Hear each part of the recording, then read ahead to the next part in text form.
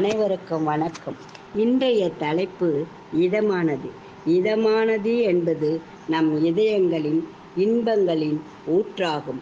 இது நமக்கு ஏற்பட நம்முடன் இருப்பவர்களுடன் மற்றும் அண்டை அயலாருடன் இணக்கமாக இதமாக பேசி பழகினால் நமக்கு ஒரு சந்தோஷமான ஊற்றாகும். இதமான தணலில் காயும் பால் முற்றி பால்கோவா ஆவது போல் இதமாக அனுசரணையாக மற்றவர்களிடம் பேசுவோம். இதற்கு பணங்கள் தேவையில்லை, மனங்கள் இருந்தால் போதும். இதமான காற்றாக, இனிக்கும் இளநீராக, இதமாக பெய்யும் மழையாக நாம் உணர்ந்து ரசிக்கும் இன்பங்கள் அல்லவா. புத்தகம் படித்து உலகத்தை அறியலாம். நீ அறிந்து நடப்பதற்கு அனுபவங்கள் அவசியம். கைபேசியில் பேசி எப்படி இருக்கிறீர்கள், உடல் நலமா என்று உறவினரிடம் கேட்டு பாருங்கள்.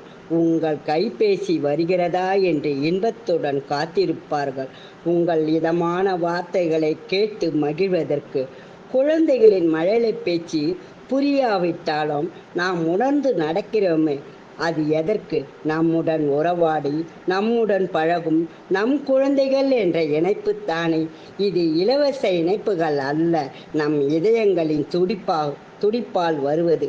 ரிதங்கள் ஸ்வரங்களால் உருவாகி மனதில் நிற்பது போல் இணைக்கும் கோடுகள் கோலங்கள் ஆகும்போது வார்த்தைகள் வர்ண ஜாலங்களாக ஆகாத இதமாக விடும் டிகேஷன் கும்பகோணம் காப்பியாக மணக்கிறது.